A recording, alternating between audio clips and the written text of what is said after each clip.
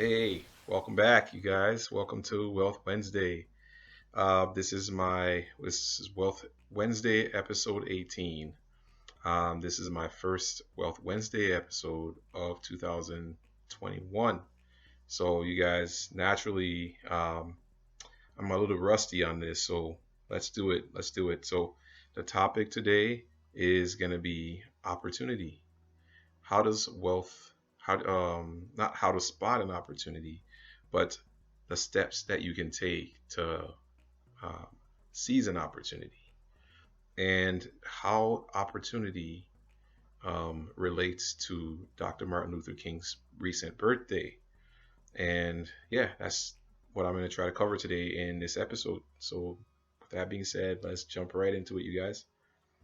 So first of all, um, one of the many steps, right? I mean, through my own experience, I have been in a situation in many different points, places, and I've been fortunate to be around a lot of smart people in my life. A lot of people, leaders, who have imparted upon me without even knowing it. Some of them have taught me so much about life, um, uh, money, um, mental health, real estate, various things.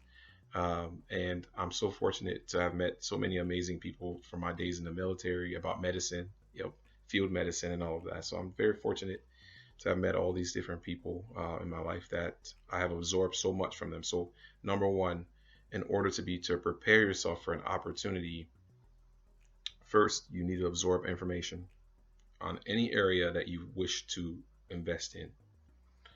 And also, once you have absorbed information, then you want to find an opportunity out there to solve a problem. And yep, and that's basically the point of this whole. That's what I want to talk about in this episode as far as wealth creation goes. And then, of course, after you have found that opportunity to solve a problem and to create value to people and for people, then of course, the hard work comes right after that. Now you have to keep it, you have to keep doing it, and you won't even know everything. And don't be fearful of that. Fake it till you make it. You have times when you feel like, oh my God, I'm inexperienced. Like, why would anybody trust me? Why should they trust me? But you stay the course, work hard, your dreams will come true, essentially. So staying disciplined. Yeah, when you're first starting out trying to build wealth, I'm starting out.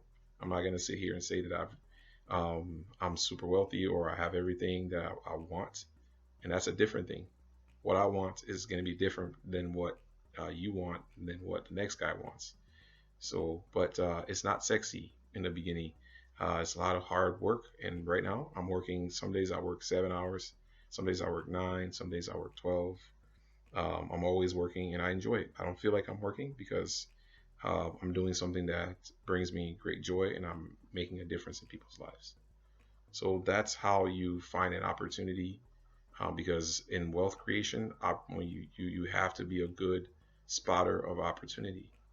And that's what I wanted to share with you guys for the wealth creation segment of this episode. How does this relate to Dr. Martin Luther King's recent birthday?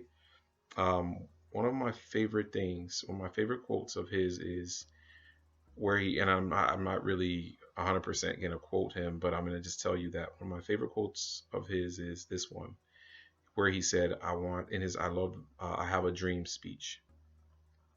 He said in that he wanted his children to be judged not on the color of their skin, but on the content of their character.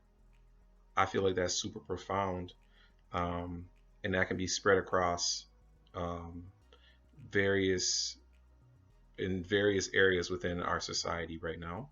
But I'm going to keep it since we're kind of getting really close to Black History Month. I'm going to keep it about the Black community, and I'm going to keep it about people of color, and just I mean, this applies to pretty much everyone out there, but I'm going to keep it about in the spirit of Black History Month and Dr. King's legacy.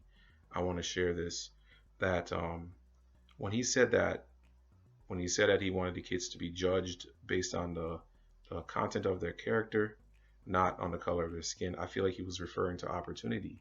He was saying that give our children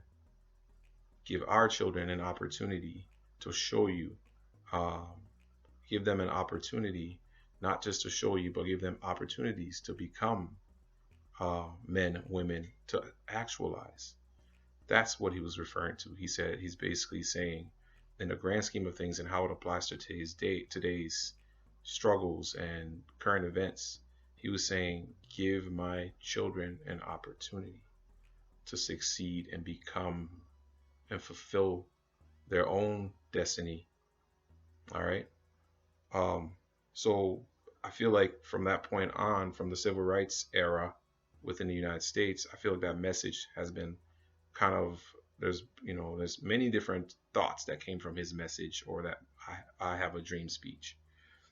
Many people, of course, just like life has it, everyone is going to have their own interpretation of things. And I'm telling you my own interpretation now, um, but anyway, I feel like our two-party system um, usually has different, has their own interpretation on things. One of the major ones, and I think you kind of hear this more on the Republican side, where they talk about, they say, people should just bootstrap themselves out of poverty, strap themselves out of adversity, bootstrap themselves through hard work, discipline, toiling. You'll make it. You'll get to the next point. Yes, that is very important. I want to say that needs to happen. You can't get anywhere with hard work. And then on the other hand, you have, I think the Democratic Party usually says that, I think there's like affirmative action where that policy talks about um, really just making sure that every facet of industry within our society has one or has some quota of people of color or black people. I'm not going to sit here and tell you which is right, which is wrong. I feel like um, it's and it's both and. And that's a fancy way of saying that. I feel like everything that should be a mixed bag of just both sides. But when it comes down to it, my opinion on this, you guys, is this. I feel like one of the best and one of the most beautiful ways to create more opportunity in society is by creating business, is by creating more opportunity for people. And one of the most beautiful ways to do it is, I feel like, is becoming a business owner, or just creating a business, or creating ways that other people can become um, more in control of their finances, become more financially independent. Not necessarily owning business, but investing and having some financial education. Uh, yeah. So with that being said, I feel like business takes discipline. But I think it is a vehicle to solve problems. I feel like any policy that we make in our country should be focused on creating more opportunities for people, not necessarily people of color, black people, but creating more opportunities for people, for kids who grow up in poverty, disenfranchised communities. We need to focus more on those. And I feel like that's what Dr. King was saying when he said, I want my children to live in a country where the color of their skin would not determine where they end up in the future. I want their character to determine, and what they want to determine how far they get. Um, I feel like that gets lost a lot in our society, and I want to just revive that in a way. At least this is my spin on it. This is my perspective on this. But opportunity is everything. This universe, this world we live in, you guys, is a fair giver of talent, but it is not a fair giver of opportunity. Opportunity makes a huge, huge difference in people's lives. Like I said in the beginning, have had the opportunity to be around really smart people, amazing people, audacious people, and even people who didn't even know they were teaching me. Um, I was around them. I was absorbing from them. And here I am, just on the, you can say, in the beginning stages of my journey of wealth creation. And yeah, this is my philosophy really on life. And that's, if someone were to ask me, like, what are your thoughts on things and how do we solve world problems, I would tell you, create more opportunity. And I think that's what everybody wants. Everyone wants an opportunity. See, one of the issues I feel like we take that happens here frequently, that I hear frequently, is this: people want to take a one, what do you call a thing? Yeah, people want to take one approach and generalize it to everybody. Not everybody's going to want to be a leader. Not everybody's going to want to be an entrepreneur or a business owner. Not everybody's going to want to do the same thing as the next guy. We want to create an opportunity in a society that um, gives everybody, no matter their color, creed, religion, whatever it is, the opportunity to thrive. And I know this is kind of getting really long, but I wanted to also say that I was talking to a friend over the weekend, and one of the things that came to my mind was this. Um, anyway, basically this: it's kind of having a stable country, having a country where everyone is, not everyone, but like people have the opportunity to thrive, can only come if we have if we have like a peaceful country. Having a peaceful country is like having good health.